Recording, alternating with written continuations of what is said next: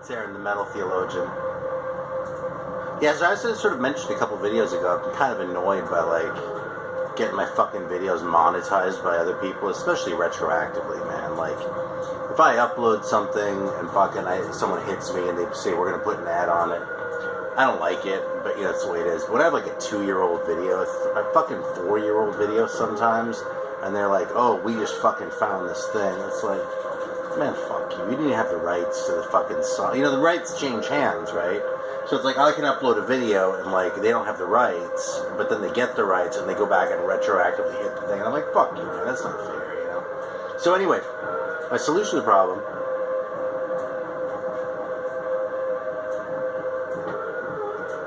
I just to play some god-awful shit. So, I hope you like Soviet France, because that's the tip of the iceberg.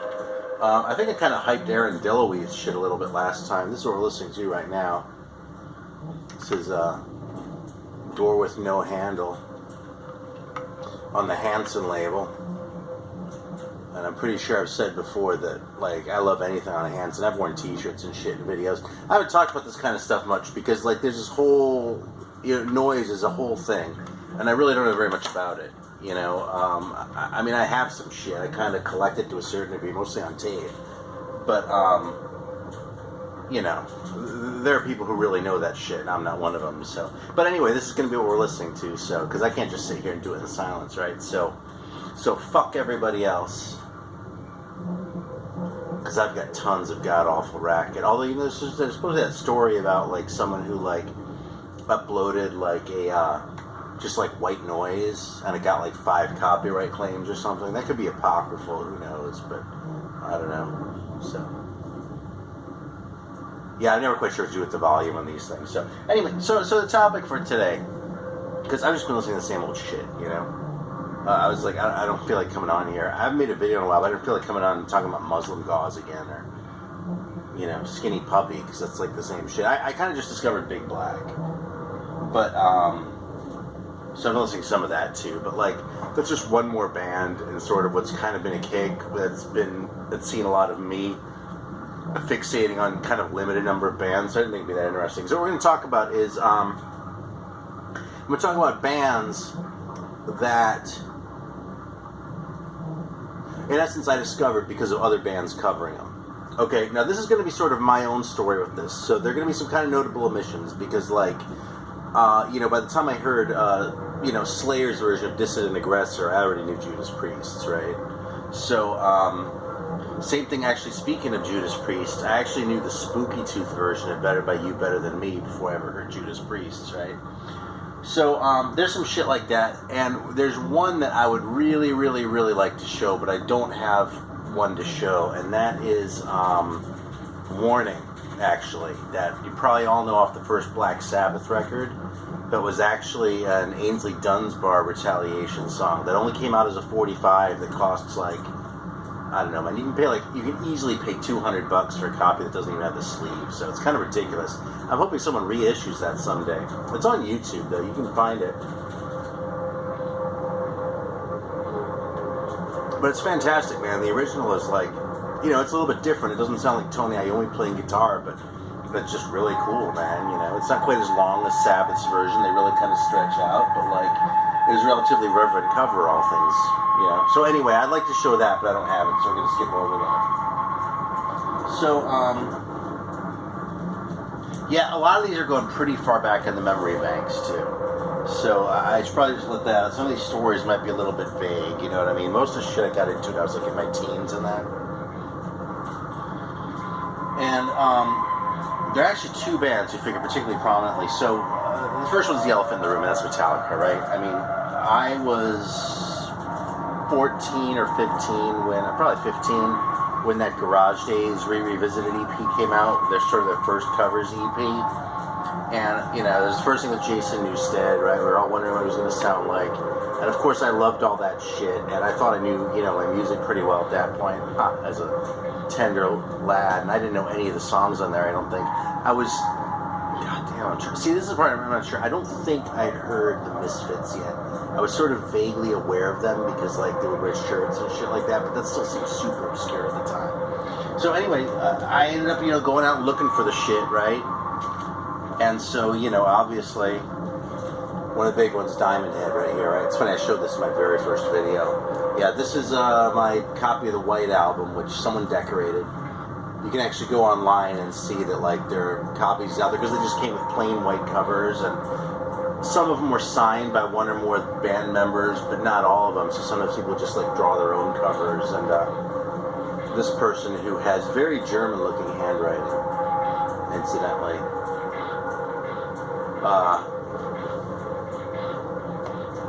yeah, I did a little something with this one. So this is my copy. When I first got it, it pissed me off, but like now I've kind of come to love it because like this is what people did with these things back in like 80, 81 or whatever, you know, before even I started collecting records. So anyway, this has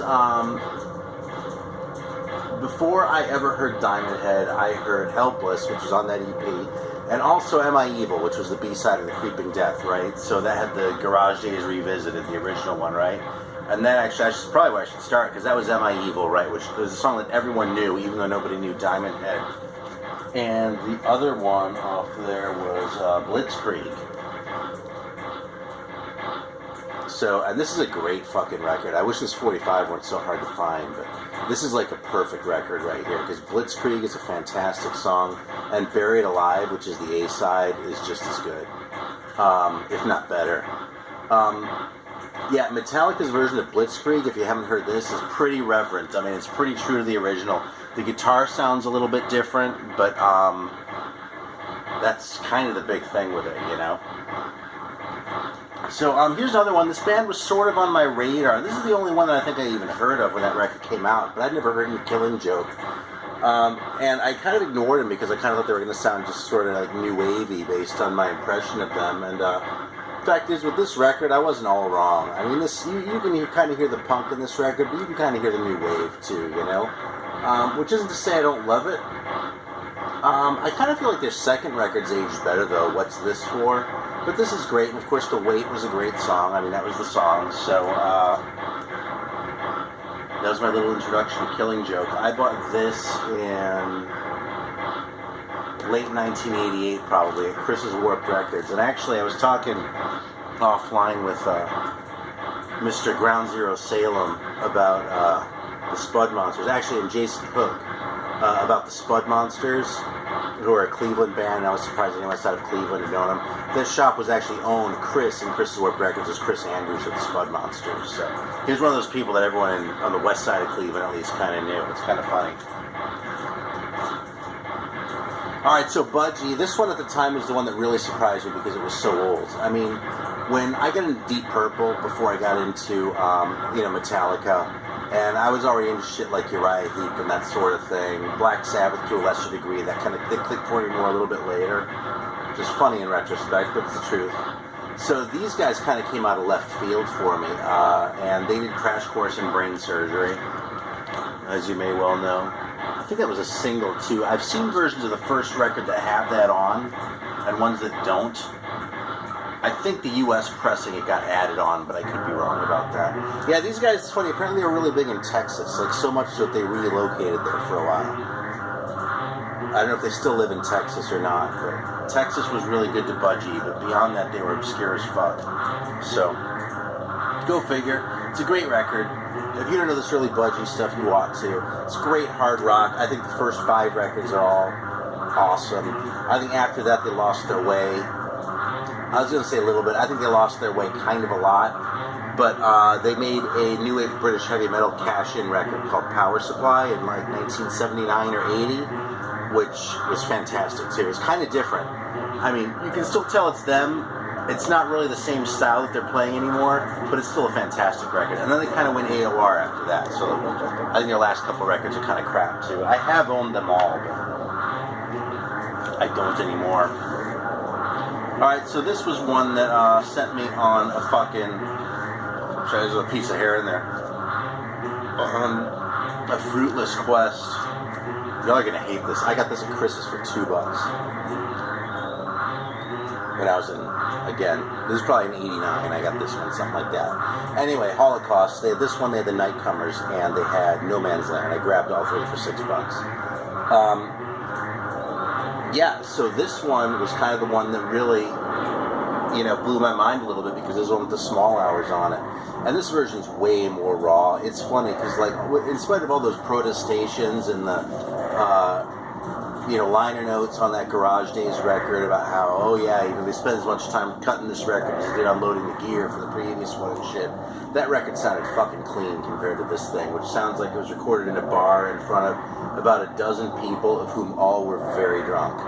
And I mean, it's a great sound for Holocaust because they were that kind of band. They sort of have that punky edge in that, The Small Hours, in a way, is not all that represented a song for them. Although, I guess if you take a song like The Nightcomers or something like that, or maybe even Death or Glory off The Nightcomers, that sounds a little more that way. But anyway, so I got this record, right? And I looked and tried to find the studio version of The Small Hours, and didn't learn until later that there was none. I think they recorded one like in the 90s or something like that, but if you're going back to the original shit, don't search for that record because you'll never find it because there's no such thing.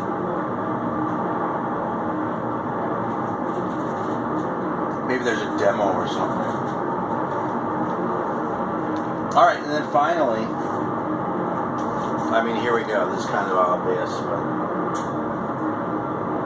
the two songs, they sort of combined into one, kind of infuriatingly after I got into this shit, but, whatever, man, it's their record. I don't, hold that against Metallica, but, yeah, there we go. I remember having my mind kind of blown when I heard the original Last Caress, and, the way the instruments cut out at the end, and Glenn just sings the one last caress thing, a cappella, and then the instruments come back in, like the old sort of 50s style thing. Fantastic, man. And Metallica just played right through that, They tuned down Crash Course in Brain Surgery, by the way, too. I don't know how closely y'all listening, but you listen to that, it's like, James was not hitting Burke Shelley's high notes. So it's kind of funny. Again, I don't really blame him, but I notice these things.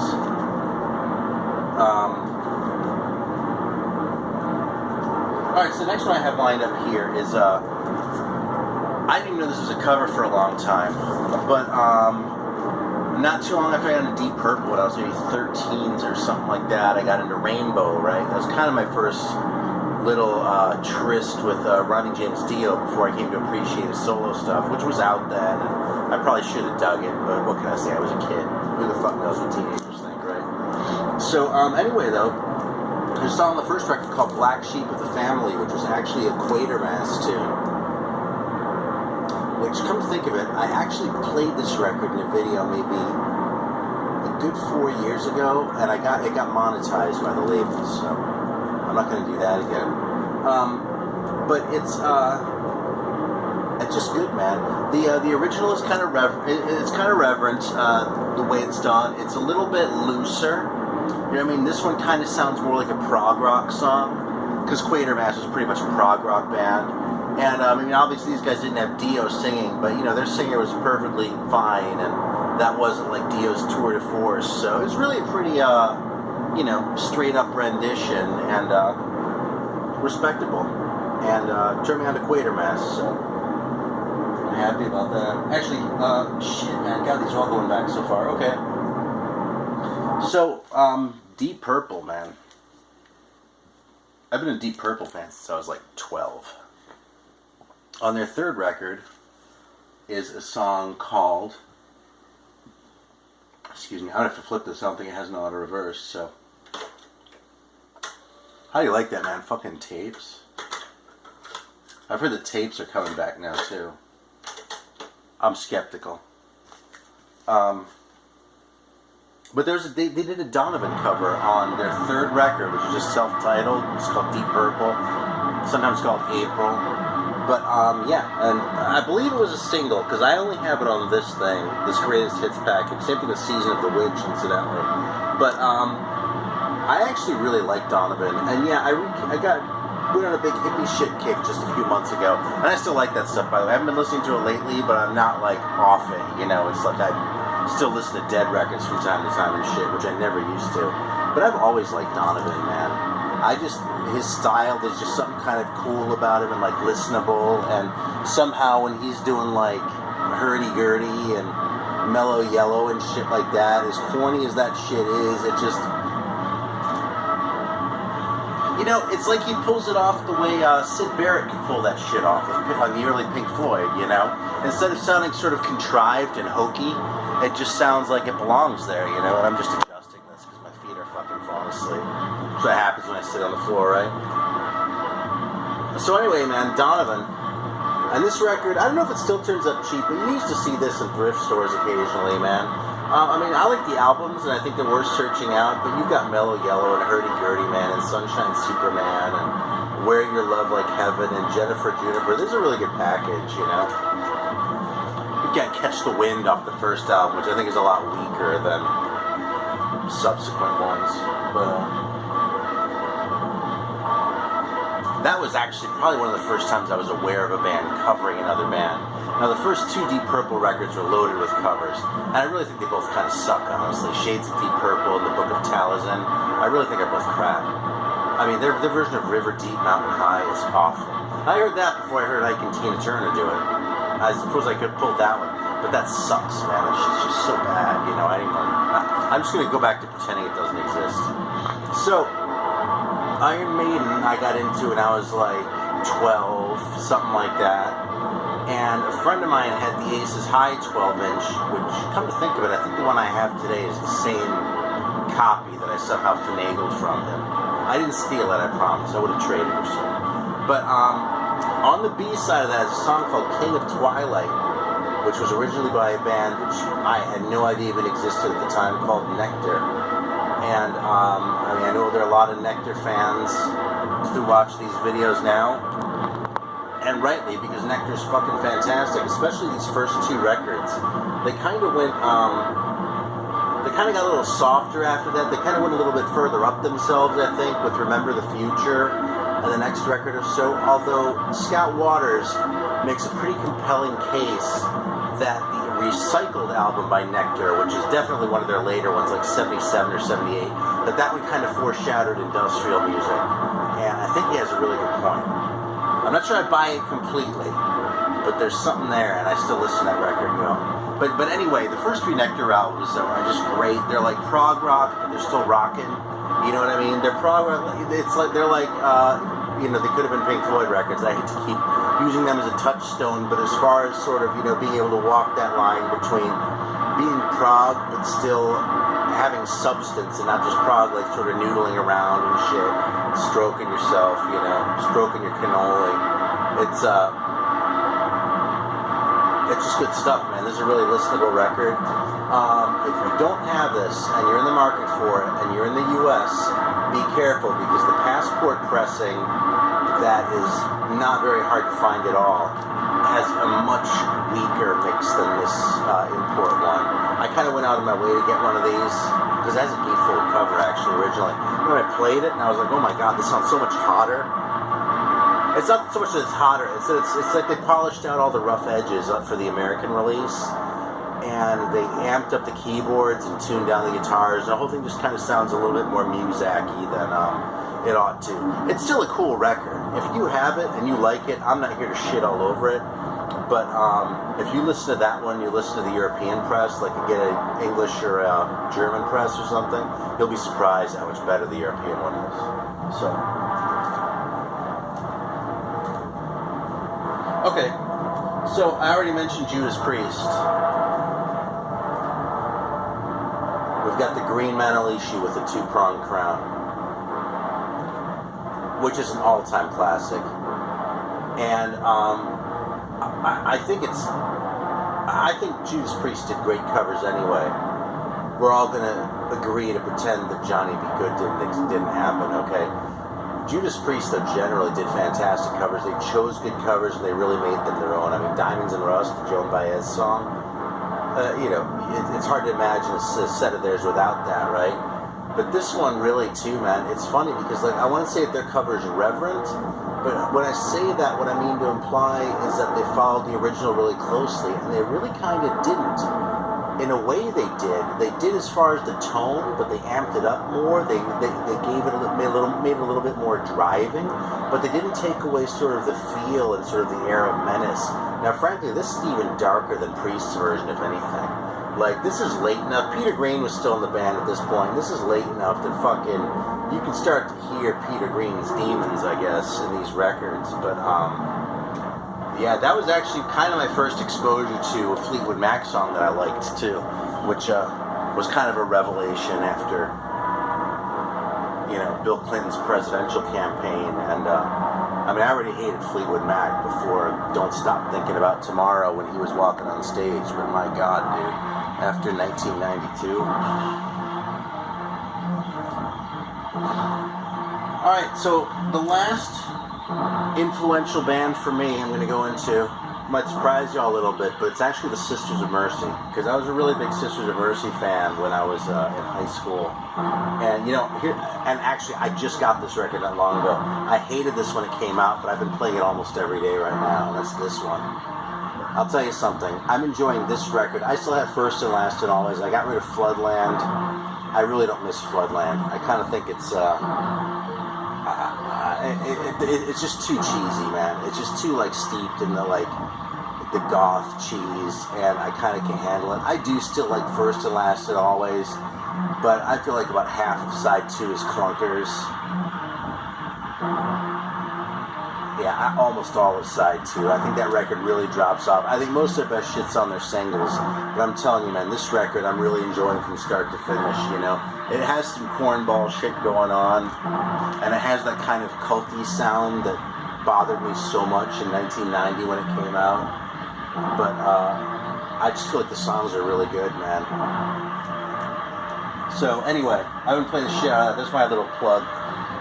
But believe it or not, the first time I heard it was the B-side of the 12-inch of Temple of Love. No, that had Gimme Shelter on it. It was the B-side of the 12-inch of Alice that introduced me to 1969, which is my first exposure to the Stooges. Yeah, I had heard of Iggy Pop, but I didn't really know about the Stooges particularly. And I remember I was a fucking kid, okay, so cut me a little slack here. I was like 16 or 17 at the time, something like that. But yeah, so I'm glad I went and investigated it, because I mean, there's a reason I have this record. It's one of those bands that stayed with me through the years, you know. Yeah, and speaking of records that are good all the way through, I mean, We Will Fall, yeah, it sounds like filler, but I could still hang with it, man. I can listen to this record all the way through, even after 25 years or something, since I got my first copy of it. And Funhouse even more so, man. That's like a perfect record. Then I at one point had a 45 that had the Sisters of Mercy doing 2 cover songs, one on each side. And it was like some sort of bootleg thing that I haven't seen in a long time, and I don't think I have it anymore. But the 2 songs on it, one of them was Emma by Hot Chocolate. And Hot Chocolate made some kind of disco-y records, but this one's great, man. It's like soulful and kind of funky, and it sounds like it's 1974, and it sounds it in all the right ways, you know. And you want to talk about a reverent rendition, by the way. The Sisters was like slow and like just so intense, like over emoted. It was really kind of hilarious, you know what I mean? So this one's more sort of thoughtful and kind of more, a little bit more real, I think, you know, a little less sort of not operatic, not in the sense of the singing, but operatic as far as like the overly dramatic to the point of self-parody that the Sisters kind of did with it. Anyway, really cool record, man. Fucking Hot Chocolate. And the last one, I figured we got to go out with a bang here, was Ghost Rider, Suicide. So that was my first exposure, and the fact is the Sisters version sounded like a fucking mess. The drum machine was all over the place. I couldn't figure out what the guitars were playing, and once I heard the original, I understood why. Because I don't really know how you could cover this properly with a regular band instrumentation. But I hope if you're watching this, you know that this is an all-time fucking classic. And I had a hard time finding a copy of this back when I bought this at the the end of the 90s or something like that. I looked for this fucking thing for years. So when I go to the record stores now and I see a reissue of this right on the shelf, I think, God damn, am I glad that it's easy for people to get this now, because it's so good. It's such a classic. And it shouldn't be buried. Alright, so that's it. Hope y'all enjoyed Aaron Dillaway. There's a lot more where this shit came from. I'm fucking warning you. I'm kind of kidding, actually. I mean, I do really like this stuff. So, I'll show that awesome cover one more time. So, maybe we'll all learn something together. I haven't listened to a lot of these tapes in a long time, so. I actually pulled this one out of a box, I'll be honest. But there's reasons for that. Okay, thanks for watching. Talk to you next time.